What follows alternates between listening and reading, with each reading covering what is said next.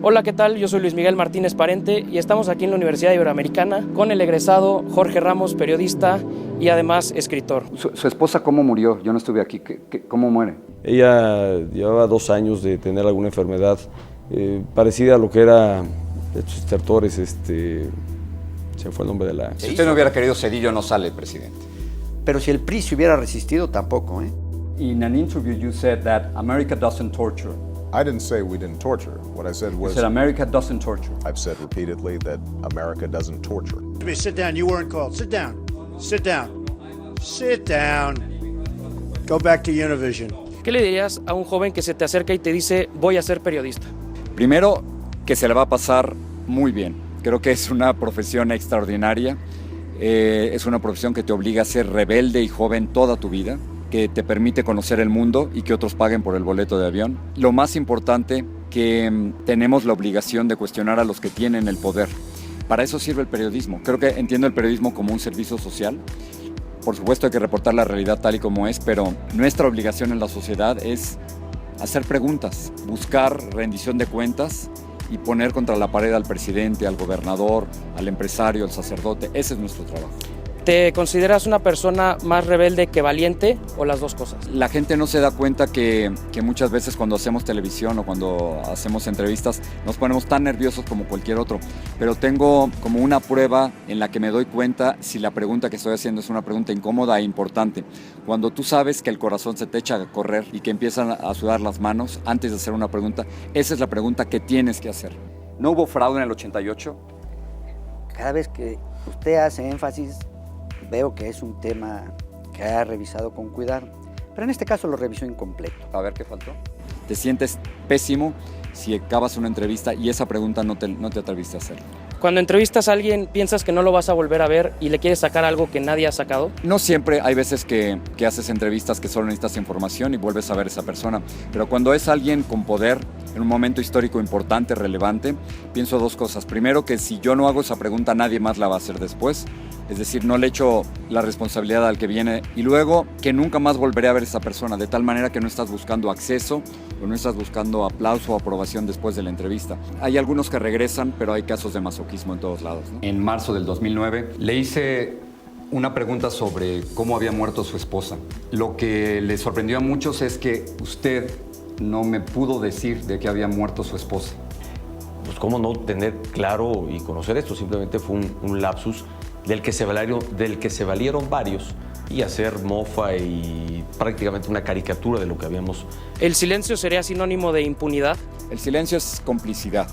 O sea, si tú tienes 87,000 muertos y te desaparecen 43 estudiantes de Ayotzinapa, si la esposa del presidente compra una casa de $7 millones de un contratista del gobierno y no pasa nada y te quedas callado, eso es complicidad. De hecho, en el discurso que acabamos de tener aquí en la explanada, decían que ha habido 68,000 egresados de la Ibero y más o menos parece el número de ejecutados desde que se cuentan, ¿no? En México, ¿qué piensas al respecto? Bueno, que es terrible, que no es normal.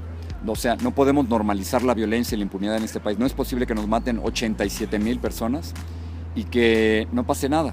Nos han matado 87,000 personas en este sexenio y en ningún otro país aguantan a ningún presidente y a ningún líder que le matan 87,000 personas y de pronto en México parece que no ocurre absolutamente nada y eso es la responsabilidad de ustedes. No se tienen que dejar ante eso, no nos podemos dejar ante eso. Más que ser un amigo de un político, le dices soy reportero y lo mencionas en tu libro, ¿verdad? Claro, y además creo que tienes que escoger, si tienes que escoger en un momento dado entre ser amigo o enemigo de un entrevistado, al final siempre es mejor ser el enemigo. Oriana Fallaci, la periodista italiana, decía que las entrevistas son una lucha, una batalla, una guerra entre el entrevistador y el entrevistado. A veces gana el entrevistador, a veces el entrevistado, pero tu labor es hacer las preguntas y usar tus preguntas como un arma. Cuando regresas a México, dices, ¿dejé este mismo México o ha cambiado totalmente el peso periodístico? Cambio, hay muchos cambios. Acuérdate, yo me fui en el 83. En esa época había una censura directa de Los Pinos a los medios de comunicación. Pero en su gobierno censuraban, señor Salinas.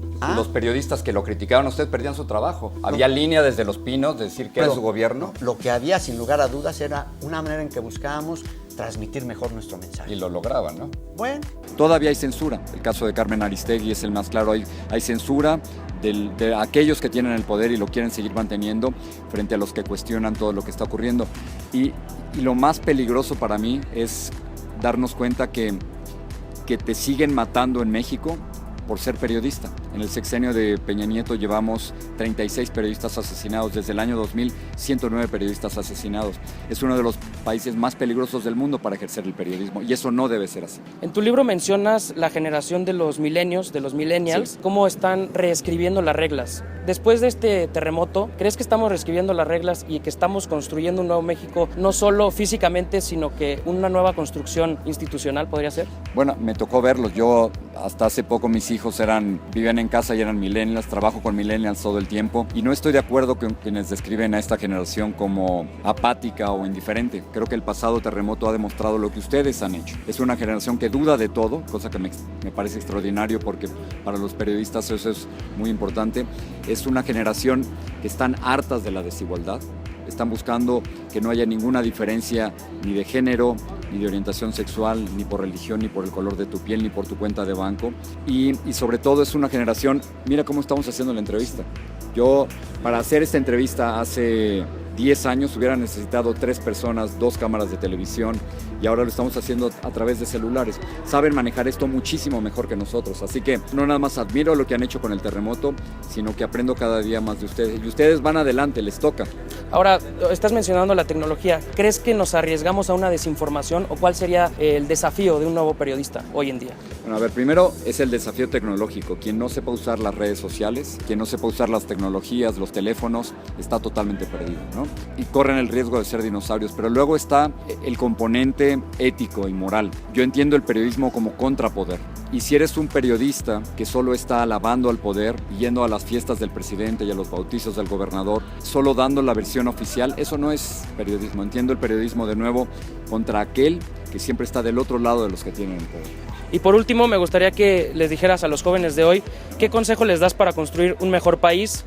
Pues ahora sí que después del terremoto, aprovechar para construirlo físicamente, pero también institucionalmente. Soy malo para dar consejo, creo que ustedes lo saben hacer mejor, pero creo que la lección, el mensaje, es que no se dejaron y no nos vamos a dejar. No nos vamos a dejar ni de la impunidad ni de los crímenes y no nos vamos a dejar de ningún terremoto. El mejor ejemplo es en la Ibero. En el 79 no nos dejamos. Que duden de todo, que no crean en nadie, que sean contrapoder. Necesitamos gente que no se deje y nos han demostrado después del terremoto que no se han dejado. Ahora a ustedes les toca.